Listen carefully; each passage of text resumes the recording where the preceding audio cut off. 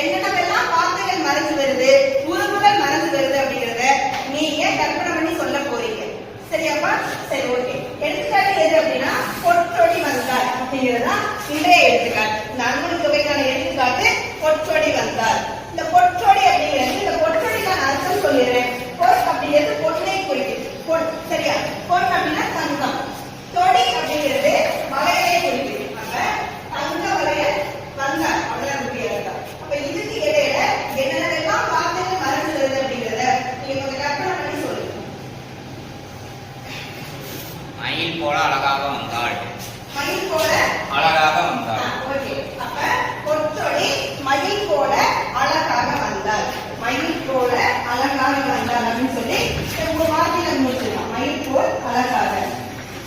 அப்புறம் வேற வேற மயில் போல அழகாக வந்தாள். வேற கற்பனை பண்ணி சொல்லக்கூடியதுதான்.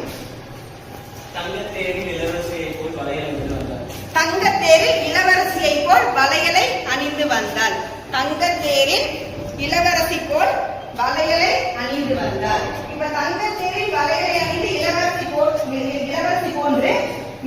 போன்று மயில் போன்று அழகாக நடந்து வந்தார் அப்படின்னு நம்ம சொல்லி முடிக்கலாம் இல்லையா? வேற வேற அந்த பொண்ணு எப்படி வந்திருப்பாங்க கொஞ்சம் கற்பனை பண்ணி சொல்லு. இளவரசி மாதிரி சொல்லியாச்சு இல்லையா? மயில் போலன்னு சொல்லியாச்சு, அழகாக சொல்லியாச்சு. வேற வேற எப்படி வந்திருக்கலாம்? வேற எப்படி வந்திருக்கலாம்? இந்திரனின் ஐராவதத்தில் ஏறி சிங்க கர்ஜனை போல் தங்க வளையலை அணிந்து வந்தாள். அடே அப்பா, எங்க போயாச்சு? இதெல்லாம் எப்படி தெரியுது? சூப்பர். இந்திரனின் ஐராவதம்ங்கிறது யானை, இந்திரனுக்குரிய யானை இல்லையா? அந்த யானை மேல ஏறி வரதா அவன் சொல்றான். மிகப்பெரிய கற்பனை நிறங்கள் எப்படி தெரியுது?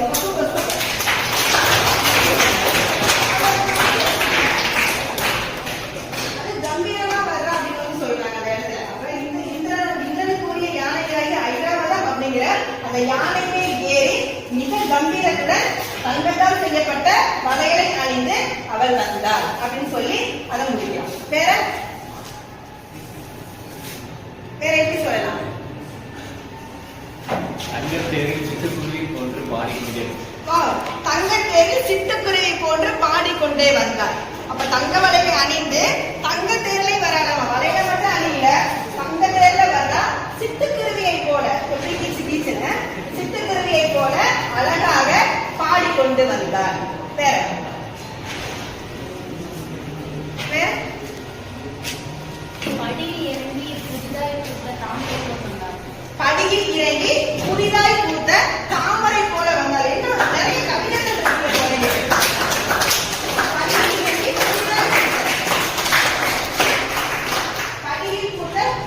படியில் இறங்கி புதிதாய் பூத்த தாமரை போல இறங்கி வந்தாள். அருமை. வேற ஏதாவது கற்பனை? வேற ஏதாவது கற்பனை? பறவை போல் அழகாக பறந்து வந்தாள். அன்னப்பறவை போல் அழகாக பறந்து வந்தாள்.